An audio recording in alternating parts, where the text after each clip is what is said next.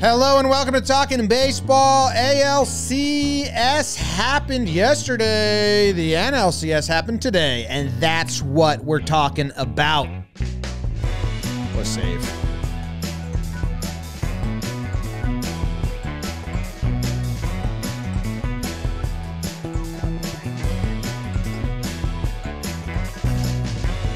Hello and welcome to Talkin Baseball.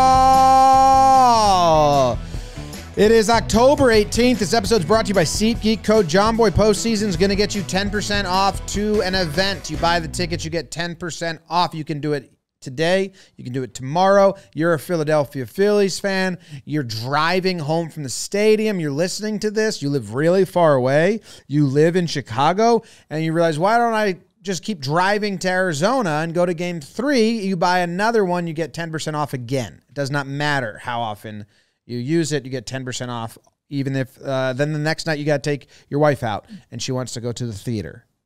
Boom. Done. Thanks, SeatGeek. Jake goes second. Trev, how you doing? James, Jacob, BBD, all the people going to theater with their wives. What's up? I've been there. It's not that bad, guys. Like, give theater a chance. I'm being serious. It's like sports, but there's no sports. Home from away was really good, if that's what it's called. Okay. I don't mean to be mean, but kind of a downer of a game. It's nice to see some homers. I'm sure Phillies fans aren't feeling the same way. But 10-0, and it just felt like even more than that at times during this game. Got to give credit where credit's due. I'm down to talk about it though a little bit. Jake, how are you doing? Trevor, David, I'm okay. I don't love what happened for my Snakes tonight. Trevor, something that people like about plays or shows and things of that nature, different from sports, is a lot of times you don't see them have necessarily a bad performance. And my Snakes fans, they were up against it tonight. Not the game they wanted. And they've got quite the hill to climb that I'm sure we'll talk about at the end of this, but man, I'm okay. Felt bad for Dalton watching the game tonight. And, man, Phillies. I guess that part was fun. You can't throw mistake pitches. And the first pitch. Oof. I know they're not trying to throw mistake pitches. That's not what I'm saying. But, like, you can't. If your fastball isn't locating in the first inning, then get through it without your fastball. Or just pivot, because, man, you can't find it in the first against the top 5 in this order. Top 7. You can't be like, don't worry, I'm just going to find my fastball and then I'll no, you've lost. In searching for it, you've lost. That's what seems to be happening. Look, we always talk about teams that come out and score first, especially on the road in this environment. Corbin Carroll reaches in the first inning. Hey, man, an error, gift. Thank you very much. 10 pitches later, 2 strikeouts later, Aaron Nola's out of the inning. I mean, setting the tone is important. You get a guy on, and 10 pitches later, 2 strikeouts later, you're out. You hand it over to the Phillies, who are going to score. I mean, that's what they do. In that 1-0 lead, I mean, look, I know it's 1 run, but it just felt like more the entire game. It just felt like Arizona, and this is because obviously Nola was pitching so well. You have to give some credit to Nola. He's been incredible in this postseason, but they just didn't seem to have anything going at all. You got to burn it. Yeah, sure do.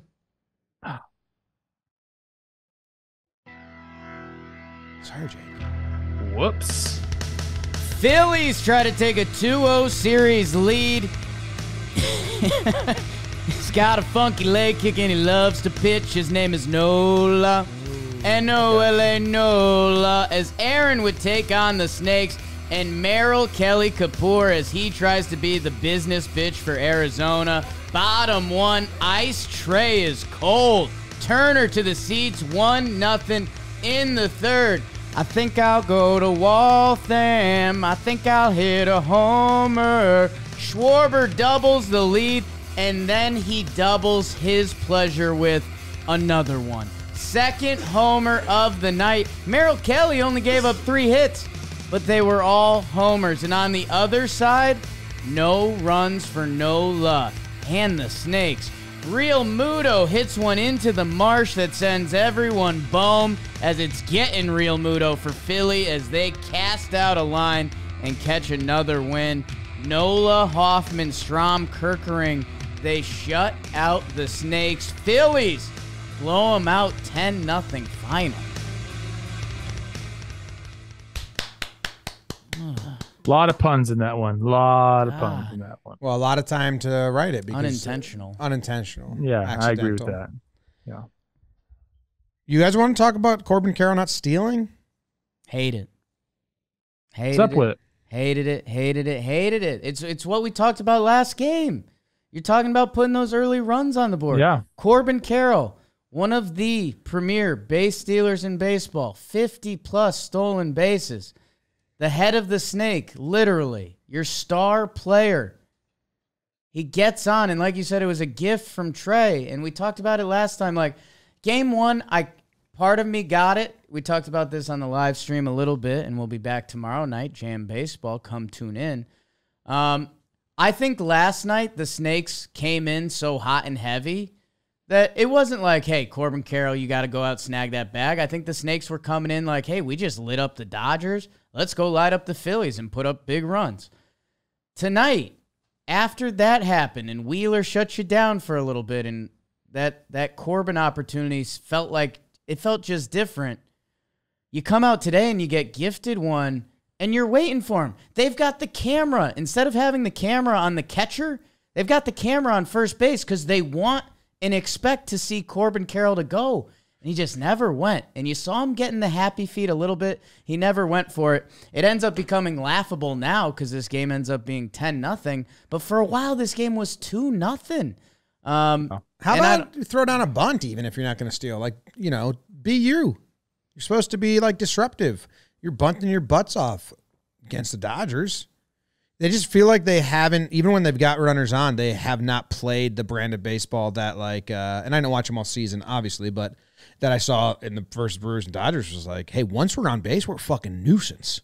And that's part of our game. And it wasn't really that was happening. Meanwhile, the Phillies pitching is insane.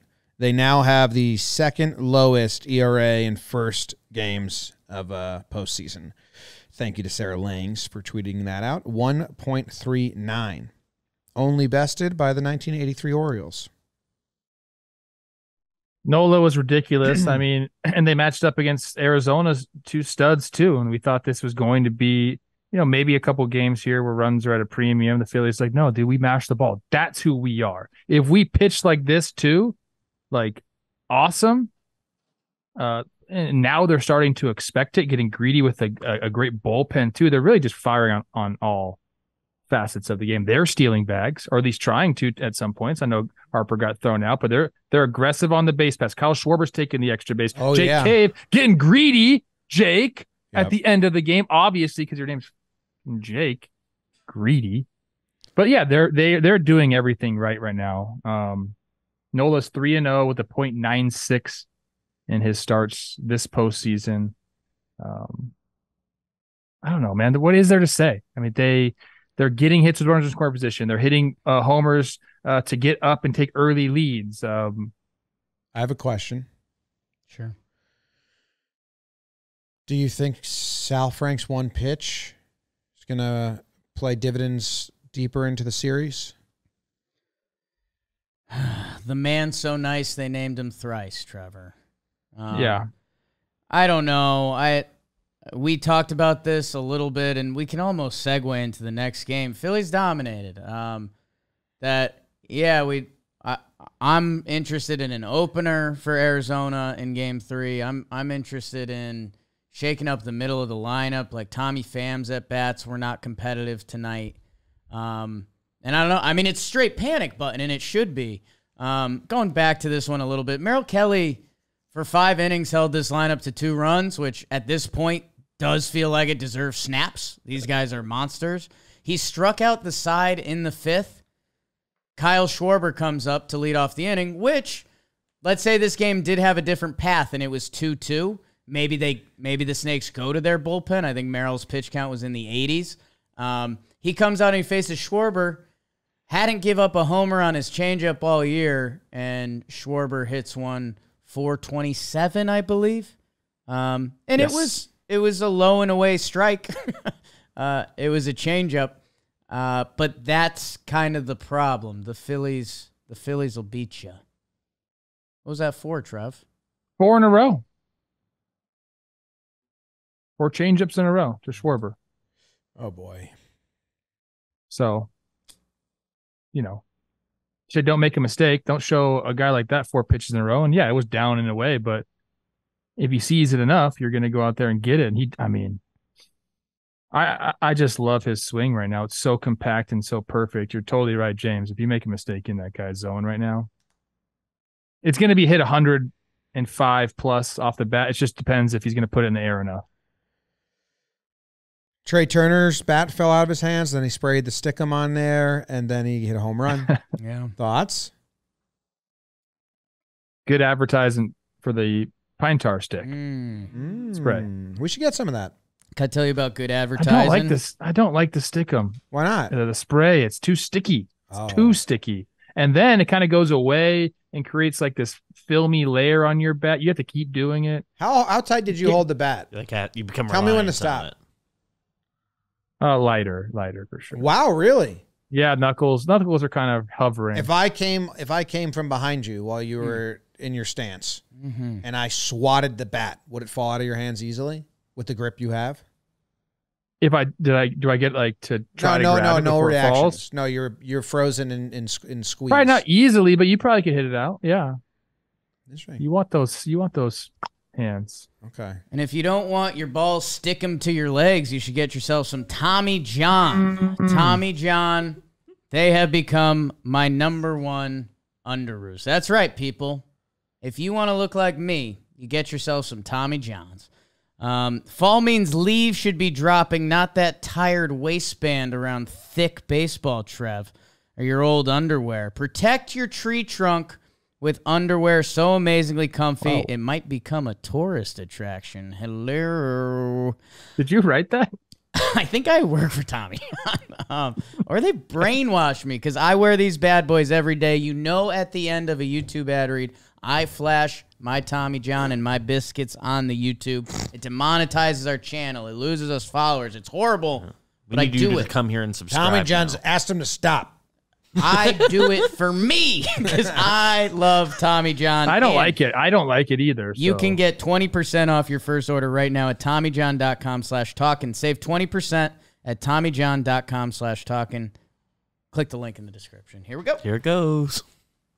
Oh no. Yeah. Okay. Now I have a request.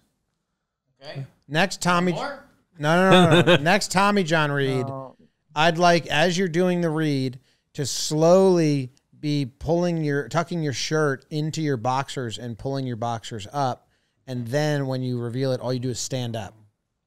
You want me that's like a Gwen Stefani thing. Doesn't Gwen Stefani she does like the shirt into the men's underwear? Boxer Yeah.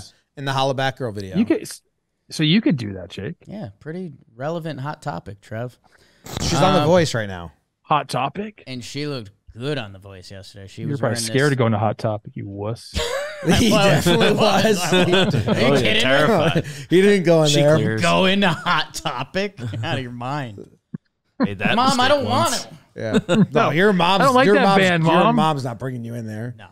Yeah. I had a joke. Anything about this one, or should we tee up Game 3 just a little bit? Tee it up, baby. I don't know. I hope they do a little something. You're coming back to Arizona. I don't know. Brandon Pfaadt, the rookie, is supposed to pitch. He did have a nice outing last time, but previous to that, he has not been. I would love if they opened with a lefty, whether that's Mantiply, Nelson, or Sal Frank. You have 3 of them. They're going to open. The Phillies don't change shit because they're going to beat you their way. I would throw one of the lefties. It kind of gives you an instant risk reward at this point. If this was a casino, I would be playing risk reward if I was the Diamondbacks, because you need to change up the juju in a big way in this series. I would attack those two lefties to start the game. If you get a clean opener inning, you've gotten through that crew once. That's massive. Then you could kick it to Fott. It's the same thing. I'd even shuffle up the middle of the lineup a little bit. I'd slide Pham down, maybe move a Moreno or Lourdes up. Christian Walker gets a hit in his last at-bat, which he looked a little lost. So, hey, I'm trying to feed the Snakes anything, but they've made the task as hard as it can be. You have to win Game 3 anyway, anyhow. You still haven't used your good bullpen. Could be scary, them facing the Phillies for the first time. And then even if you do all this, you're just trying to find a way to bring the series back to Philly, which is just a house of horrors for anyone you play. One game at a time, Jake. One game at a time. That's how you have to do it. They need to come out tomorrow, the Diamondbacks, and not tomorrow. I mean, the next game, and jam their baseball down the Phillies' throat. And I love the opener. Like, fought facing that lineup, like in the first inning when they're so comfortable right now.